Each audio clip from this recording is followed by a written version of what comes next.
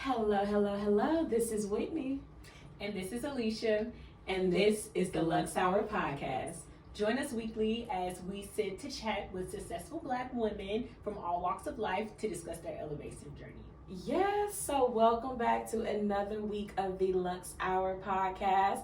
We are joined today by the beautiful Johnolyn Palmer, who is a high-earning, high-achieving Black woman. And we cannot wait for y'all to hear her story and to learn about who she is, what she does, and how she lives a very luxe life. So, before we get into that, y'all know what time it is. We're going to start with our wine of the week. Ooh. All right, so it's a Saturday morning. We went with the brunch wine. This is a Prosecco. I don't think we've done a Prosecco on the show before. We haven't. So this is Chloe. It's giving Black excellence.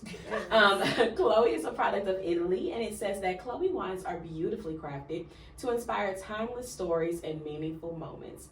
From friends and mentors to sisters and teachers, Chloe embraces and celebrates the legacy that empowers us to follow our heart. Prized vineyards in Italy's Prosecco DOC produce grapes that create fine bubbles and notes of peaches, apples, and flowers. Oh, all right. And this is 11%, so it's doing all right for a Prosecco. All right. So, Alicia, your glass, please. Thank you. And y'all know Prosecco is bubbly, so we're going to inhale the bubbles. Yes. Right. All right. Let's see. And we will test this one out. So right off the bat, I can smell how sweet it smells just pouring it out of the bottle. So let's see. We open it up. They got all the fruits in there that they said were there. Let's see. I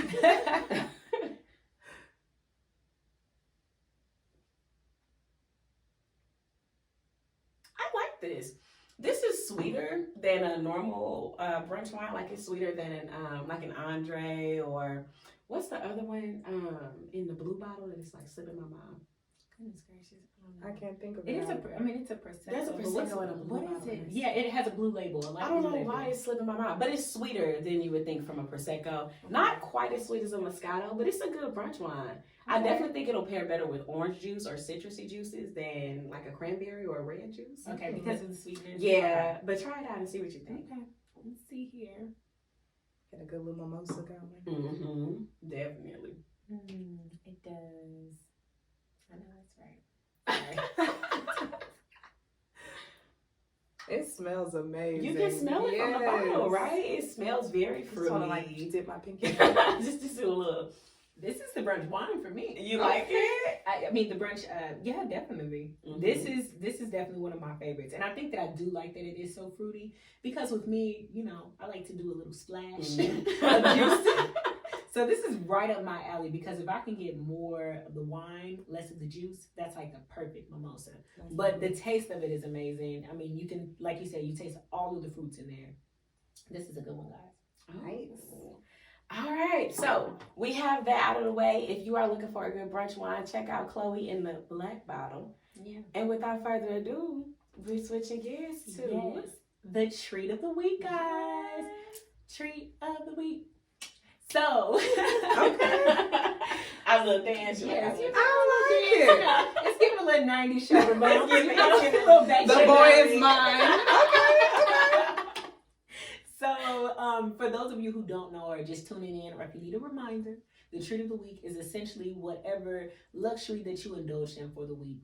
It's not confined to a specific component or aspect of your life. It's just wherever you treated yourself to some luxury. So we are going to let our guests go ahead and do the honors of telling us what her treat of the week was. Okay.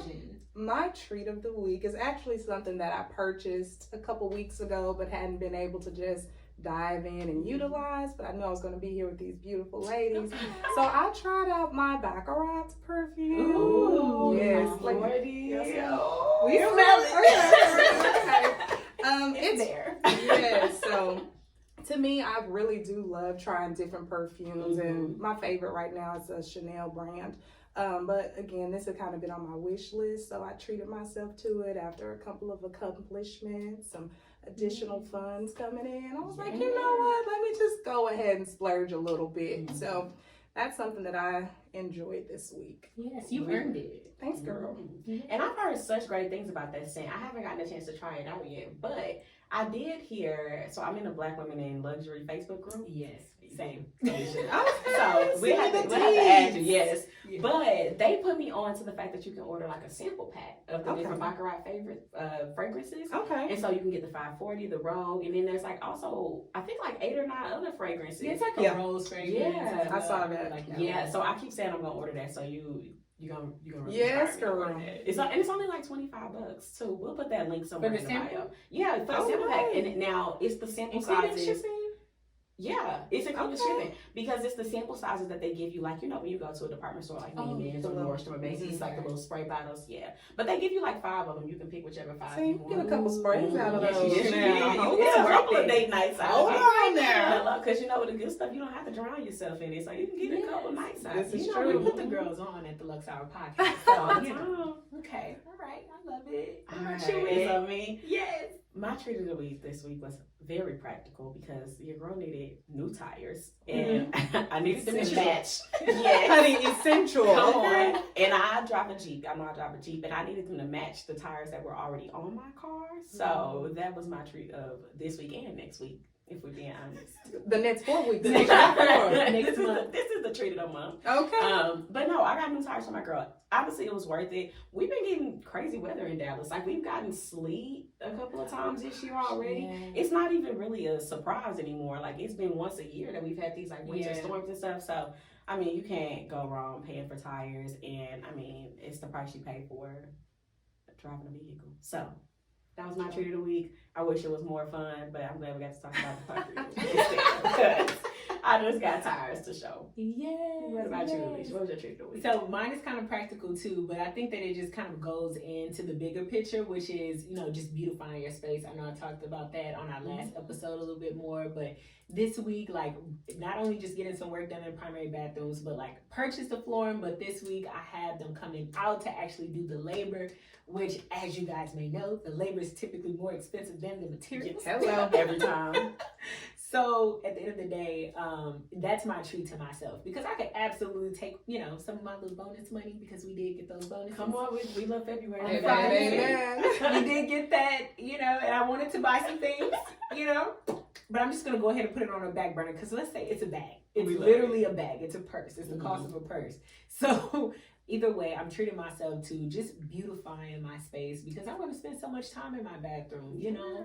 So I just grabbed a few other knickknacks, like some storage bin containers to even make my drawers look cute, to build out like my makeup drawers since I don't have an actual vanity. The bottom of my vanity that I use for the bathroom, I just use as like a makeup vanity or storage area. So I bought some little drawers. So just being intentional about the spaces that I spend my time. I think that's really a luxury. Yes. Shout out to Wit for teaching us that. Y'all know I will die on that hill to make your house a home. That's just something I believe in all through and through. So you'll always hear me say that. Okay. Always. Yeah. Well, speaking of making your house a home, how do you make your life lit? Literally. That's what we want to talk about today. That's what we're here for Miss Johnolyn to tell us about. So why don't you introduce yourself to our guests? Tell them who you are, a little bit about yourself before we get into your episode. Okay, awesome. Thank you guys for the opportunity. I would like to start there. Just in this little bit of time, I'm already learning so much. We got organization is key, you know what I mean? Making sure you're on the road and set. So I appreciate it. I just love that we're all kind of learning from each other. Johnolyn Palmer. I am originally from Dallas, so this is home for me. I feel as though I've kind of got to experience quite a bit of Dallas over the years, and it has really molded me into who I am, just from my upbringing through middle school, high school, has just all contributed to the overall woman that I've become. So career-wise, I do work in the insurance industry as well as real estate, both of which I have found to be very rewarding. There's a lot of potential for growth in both. I got my real estate license during the pandemic, I had a lot of free time on my hands. I started working from home, so I'm just like, okay, what am I gonna do now? Stuff shut down. Where am I? Like, too much idle time. And what do they say? An idle mind is the devil's playground. Not here, honey. We're gonna have it. So Not for you. yes. So, and I do like to share my real estate journey with people, just so that they know that there are other options out there as far as obtaining your license. I actually did a self-paced course. A lot of people go to, I believe it's Champions or so. Wonderful. I've heard good things about it, but if you are able to kind of self-pace and push yourself, there are other options out there. It's called Real Estate U. So basically, bought the course, completed it in about 2 months, took the test, passed it, and I was off to selling houses, right? Okay. So on the marketing side, which is very important, and that's why I'm so glad that I've met you to get me on the right track with as far as getting clientele and continuing to bring people in. Real estate in Dallas, as you can see, or as I'm sure a lot of you guys already know, it can be very saturated, right? How many friends do you guys have that are realtors, right? So you do have to find different ways to kind of stand out and promote yourself and just network and get to know people. At the end of the day, it is a business that's really based on referrals and just putting yourself out there and just being knowledgeable of your network and being an asset not only to your brokerage or to your company or your own brand, but to the people that you're assisting. So that's what I found to be most rewarding about real estate. Insurance, which I've done for quite some time. I handle bodily injury claims with Allstate, actually. I've worked with State Farm as well. Pretty much the same, honestly, like most of us millennials, chasing the bag. I'm kind of going where the money is. So hello, Allstate, and here we are. I've been there 2 years now. Before that, I was in nursing, so working as a bodily injury adjuster kind of combined my nursing background with my current career path, which was insurance. So just kind of brought it all together, both rewarding. Nice. That's very cool. No, I feel like you said so much, so I have like a million thoughts right now. So the first thing that I want to call out is that I heard you say that both of your career fields are very lucrative, meaning that they are fields where if you can get inside of them, then the pay is there, the reward is high. Have you found that your careers have allowed you to live more of a life of luxury? And if so, what is luxury to you? Like what do those careers kind of open the door for you to be able to access or experience in life? Gotcha. I would definitely say that there's a lot of monetary gain through both fields, and they have allowed me, I've been blessed to be able to do quite a few things. Right now, as a single woman, no children, I like to do a little traveling, y'all. You know, that's a little. I know this woman, okay? She personally, she being modest. Like next month. This is true, but yes, it has allowed me to just be able to do those things in which I love to do. And right now I'm in a season to where I just kind of want to embrace this time that I do have, you know, knock on wood, I will be somebody's wife one day and somebody's mama, you know, but in the interim, while I just have myself to worry about, I do want to see more of the world, kind of get out of, you know, familiar places, meet different people. And as I stated, especially in real estate, networking is a big thing, you know, so just want to expand my overall community because it does contribute to my career path. So 1000%. You asked me, what is luxury to me? What does luxury look like to me, right? So I try not to be so materialistic, you know what I mean? I mean, at the end of the day, we're ladies, we're soft and we're pink, and we, you know, like to look good, all of that, you know, but I really do believe in investing because that's what's going to give you the biggest return on whatever you're doing, and that's what's going to supply and finance luxury, right? So to me, essentially, being able to do whatever it is that you want to do is the real... you know, that's how you know you made it or you're doing what you need to be doing. So because you're comfortable, it's that comfortability. We always say like freedom is, I mean, one of the biggest luxuries and most underrated, or I'll not even say underrated, but understated forms of luxury. Being able to do what you want to do when you want to do it. I feel like going to Jamaica, or I want to go see Prague. You know, I'm gonna go travel there. You know, and I think I'll stay for a week. Like, that is such an understated luxury. It's not necessarily just the resort that you stay in, because who knows? You probably had to plan a year out and get a babysitter for 4 children and take your husband, who you don't really like to spend a lot of time with. But to be able to do what you want to do just because you want to do it. It's such an understated luxury. So I love that you kind of captured that for us. Yes. I know that you chatted a lot about, or a little bit about, what you do in the insurance industry as well as in the real estate industry. But kind of tell us a little bit more about what that path looked like for you.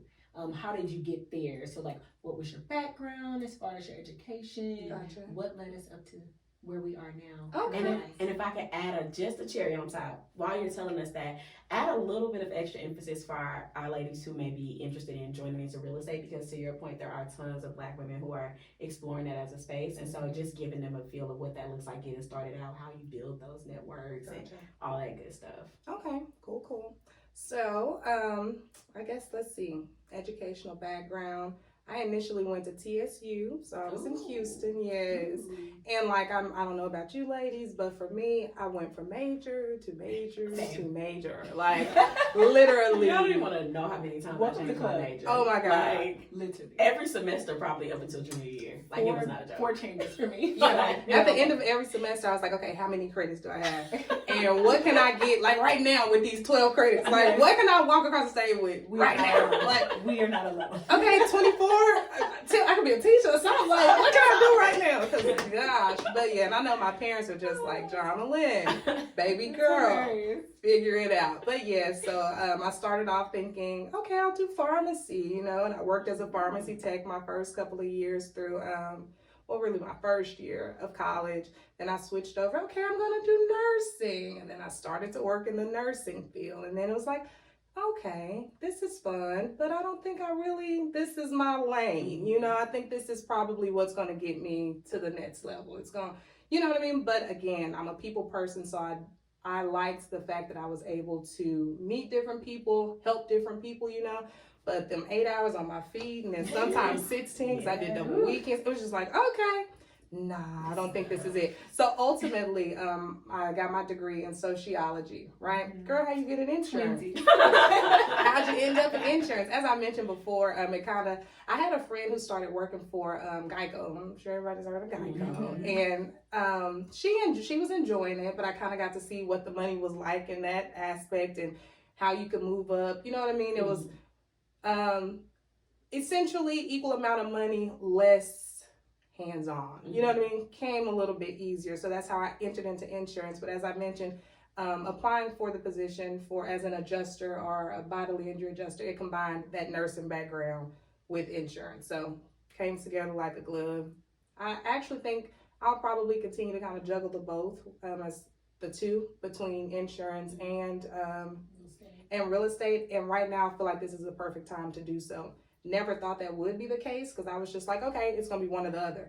And I really figured, okay, once I get real estate, that's my lane, that's where I'll be. But right now, especially with us being able to work from home, I would urge anybody to take advantage of that. You understand? Like, honestly, never thought of it, never considered it. But now that I've been introduced to it, I've been working from home for the last 3 years, I'm able to kind of do whatever, Even with my clients, when they purchase their homes, like, if I need to be there because you can't be there, I'm there, me and my laptop, like, literally, and making money while making money, you know what I mean? Like, and 1,000%, because literally, so the home that we're in, this is my realtor. So she sold me my home, found my home, sold me my home. Oh my God. But literally, when exactly what she's discussing, that's exactly what she did. I was like, hey, I can't make it there for the appraisal, or, can you go? And literally, she was able to, like you say, multitask, use her position to her advantage to be able to, grow her business and make more money. And she literally sent me a picture. I remember you sent me a picture. You were like in the corner. She had her laptop out on the floor, and the guy was over there, appraising the property, the inspection. He was doing his inspection, and I was just like, man, I really appreciated that. Friend aside. But as a client, that was such a huge, that was a make or break moment for me, because I was like, wow, for her to take time out of her busy schedule and multitask and be able to be there. But like you said, you were very intentional. Yeah. It goes back to that word that you were discussing earlier, intentional about putting yourself in a position to be in a career in which you can make the money that you want to make to live the lifestyle that you want to live, but it also affords you the time and flexibility. So just being intentional about those pieces. Oh, for sure. I'm sorry. Yeah. I think it's very important to just maximize your time. You know what I mean? And at the end of the day, I would urge anybody to have an end goal or to set goals for themselves. What are the steps that you need to take to get there and get there? And I'm sure we can all literally agree that time is just flying by, right? You look up and it's like, dang, I feel like I was just bringing in a new year, and now I need to be wearing green because St. Patrick's Day. Like, where's the time going, right? But then also from a grand scheme of things, it's like, dang, if I had just started doing this one thing, you know, that seemed like, dang, it's gonna take a whole year, you'd be there. You know what I mean? Do it. Don't be scared to just throw yourself out there, be totally vulnerable, and take the necessary steps you need to do to reach where you need to be. So with real estate, for me, I won't lie. I was like, I thought coming into the business, oh, okay, yeah, like, this is going to be easy. This is going to be, I know this person, I know that person, and they ready to buy, and da-da-da-da, especially with our age range right now. You know what I mean? A lot of people are looking into purchasing homes and, you know, just taking that next step in their lives. So at the end of the day, y'all, that's not how it went, right? It was just like, okay, well, but I'm saying that to say this, and I want people to know that, because like I said, going into it, I was not aware. I literally just kind of jumped off the porch and was like, I'm doing this because that's just how I am. You know what I mean? No regrets there, but I would like to tell anybody that at the end of the day, you cannot take things personal in real estate. You know what I mean? And you just also have to understand at the end of the day, if you want to see results, you have to actually put in the work. You know what I mean? So would definitely urge anybody to do it. Go into it with an open mind. Don't be discouraged, because there will be those times where you're just like, okay, you'll see your friends buying a house, y'all, and you're like, okay, girl, what happened? You know, don't be discouraged on anything. Sometimes things fall through, people change their minds, and at the end of the day, those real estate fees, they keep coming. Whether you're selling the house or not selling the house, but you just have to be very intentional, you know what I mean? Yeah. And just know that it's going to pay, it'll pay off in the long run. Just being consistent, sticking to your goal, whatever that may be, and just overcoming all the hurdles. So along with that, speaking of hurdles, what would you say was an obstacle in finding the perfect brokerage? Because I know that that's always the biggest thing for a lot of agents. Are sometimes they end up brokerage hopping because you know, they're not familiar with the split, or they don't like how, you know, marketing is conducted, or, you know, how the brokerage brings them clients, because you have to bring clients to the brokerage as well, you know, as well as the other way around. True. So kind of talk to us about that process and what was difficult about that, or what obstacles did we overcome. Gotcha.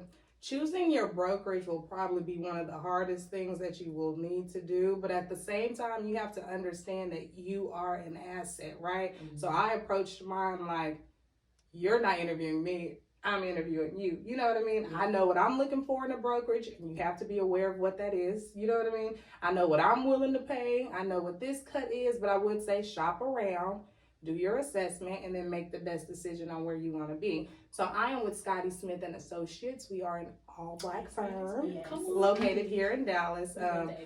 Yes. I graduated from the University of North Texas. The brokerage is owned by Scotty Smith. He also went to UNT. So I already kind of had him in the back of my mind, but at the same time, I know I needed to do what was going to be best for me. So I definitely shopped around. I will say some of the larger firms or brokerages, your Keller Williams, you get a lot more assistance, or they're a lot more hands-on, but then again, you got those fees every month, every this, every that, you know? So you just also have to find something that fits your schedule, essentially as well, because every brokerage requires different things, you know? They may have mandatory hours for this. So at the end of the day, shop around and just know that you are choosing who you're also going to be bringing money to. You understand? Because they get a split also, right? So at the end of the day, you don't want to be like, dang, I just sold this house, but I had to reach out to my homegirl that's in real estate, and I didn't have that back, you know, I didn't have that support from my brokerage yet. They getting thousands off this sale just like I am. So at the end of the day, take your time with selecting, shop around, and just know at the end of the day, nobody's doing anybody a favor here. It's a business, you know what I mean? And we just have to align in that. So choose wisely. That's such good insight to be selective with that broker. So then what would you say is your end goal in terms of real estate, insurance, both? Like, what is your career final stage where you'll be like, I have made it? Gotcha. So In real estate, as lucrative as it is, there's no health insurance. You know what I mean? I mean, you can get your personal over here. You know what I mean? Might be a little bit more than what you're paying over here at Allstate, which is, you know, covering most of your things. So there's that aspect that allows me, or really compels me to kind of stick with both. I have my 401k here. I have but right now I am able to still put in the same effort in both and still, you know, kind of reap the benefits of both. So ultimately with insurance, I do feel as though I'm going to retire in that field somehow, just because at the end of the day, that's my guarantee. You know what I mean? Stability. I'm big on stability, right? And at the end of the day, as well as real estate, I do plan to grow my business as far as I possibly can. I mean, I want to be on the billboards.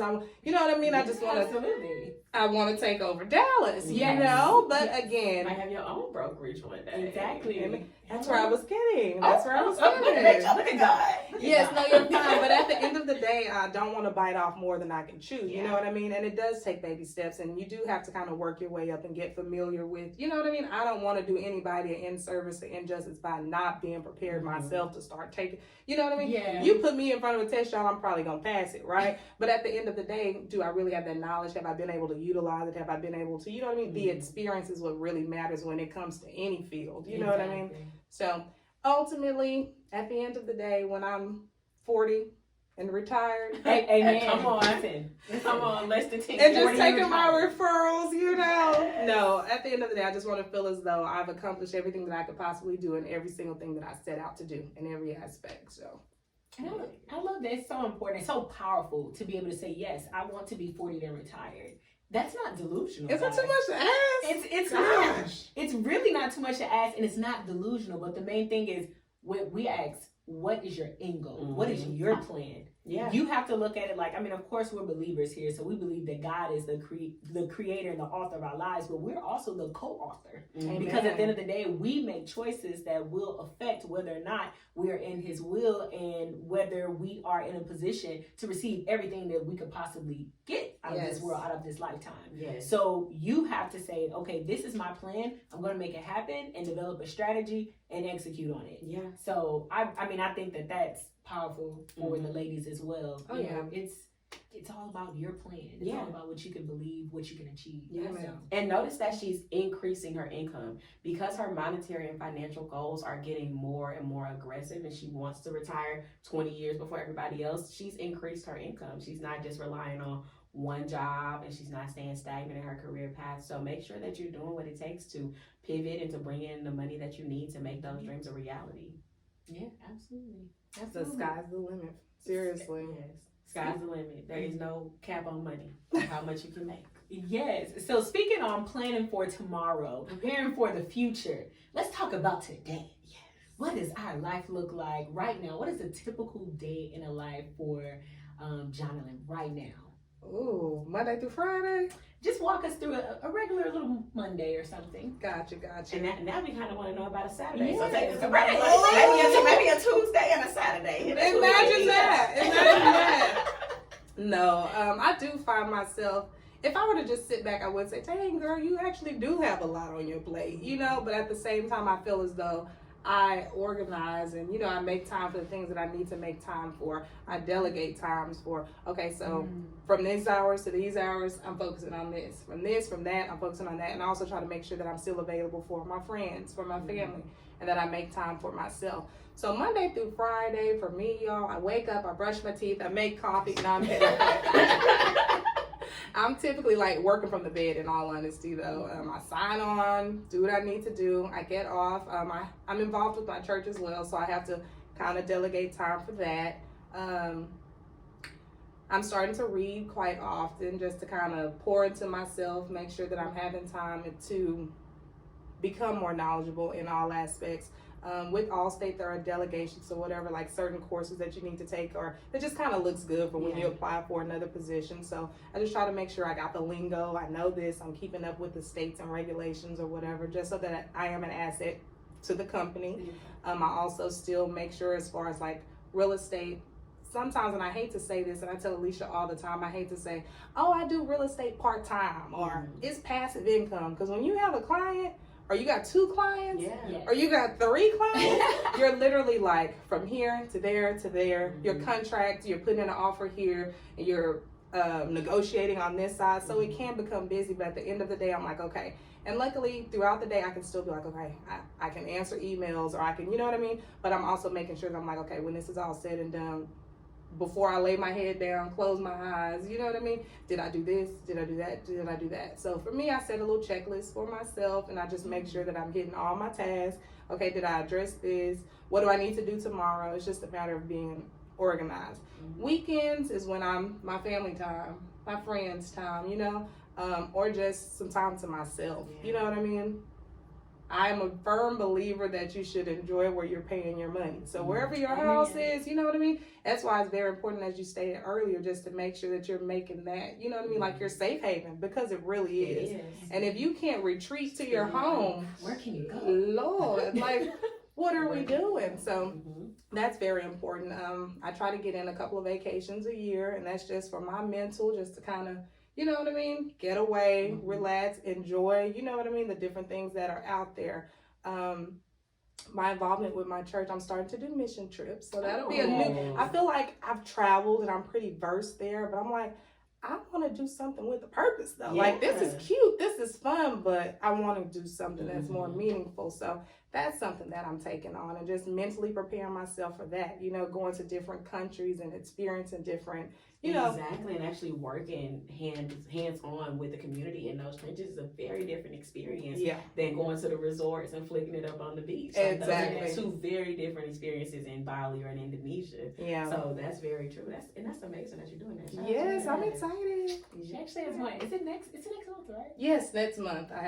Actually, that'll be my first missions trip. I've done a lot of outreach things like in the community or locally, but I've just decided I want to do things more globally. You know what I mean? Yeah. So, yeah, ladies. Montego Bay. I'm like, oh, I've been here a couple of times. I literally, like, I know I can't like post this or anything, but I have like Montego Bay 2020, Montego Bay 2023. Literally. Two different Johnolyn. At the end of the day, that's what life is about. You know what I mean? I feel like you can't be stagnant, right? I don't want to be doing the same things I was doing when I was 18, 19. You know, I'm trying to get to, you know, continue to grow as a woman. And so And what really stood out to me is that you made mention of different components of your life that you allot your time to. And literally, I would say, being that this is one of my really good friends too, seeing the manifestation of that, like this, I can say that 100%. Johnolyn's going to allot time to every single component of her life, her family, her friends, definitely her work, her business, building her market, time to herself, loving on herself. And I think that that's really important, even if you don't have like a set routine, like, oh, okay, this is my nighttime routine, this is my bedtime routine. Most importantly, I think that you should make sure that you're well-rounded in the connections that you have and where you spend your time. You know, and I would just say, because a lot of times you see with the ladies when they get a man child, they be gone. You don't see that little gif of that guy that just like faded to the background. I'm like,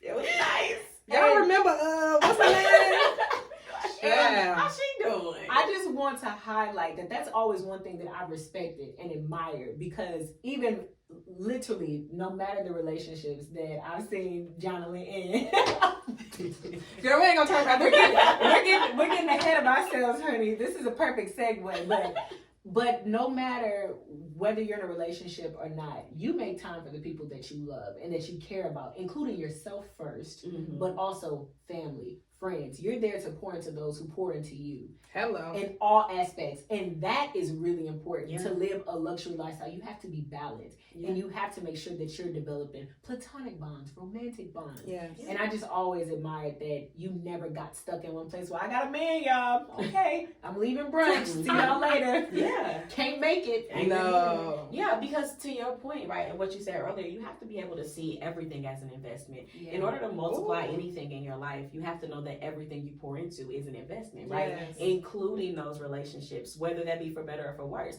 So if you're investing too much time into relationships that are not fruitful, you will also see the product and the evidence of that in your life. But it makes sense to pour into those relationships that do bear you fruit, because that's an investment like everything else. So Value those relationships. Take care of your friendships. Take care of your familial relationships. They all matter, even if you don't have a romantic relationship just yet in life. And speaking of taking care of yourself, I know you said that you travel to take care of your mental health and you delegate to take care of your day-to-day organizational situation. So what do you do in terms of like your physical health? Do you have any sort of like physical health routine? Do you follow any specific diets? Does your physical health, is that something that's important to you at this stage in your life? Gotcha. For me, your physical health is something that is important no matter what stage of life you're in, you know, but it's so unfortunate because it's like, okay, I don't eat this or I won't do that. You know what I mean? Especially like when you think of people who have like, I guess, compromised health or compromised issues. You know, I'm like, my homegirl, she's what, 110 pounds and you know what I mean? But yet she suffered from high blood pressure. And I'm like, she don't eat nothing, you know? So it's like, what is right? You know what I mean? What can I do or what contributes to this? We don't essentially know, right? So just try to be as healthy as we can, do those things that we think or, you know, do what feels right to yourself, eat well, work out. I know I need to work on that a little bit. There was definitely a time where I was way more consistent. Now it's just like, I think it was the pandemic. I'm going to blame the pandemic. How are you supposed to bounce back from that? That's what matters. And I won't even lie. I think self-consciously sometimes, like in the gym, I just think like the sweat and the wipe. And she didn't clean that down. And she didn't wipe it. That's like, true. Because y'all need to do better about that. Okay. Since we here, if you are at the gym, wipe your machine there. Please. They just be jumping around, hopping from machines, or the ones that kill me are the ones who clean out the machine before they get on it, and then not after. Like, bruh. And you know, just left sweat on the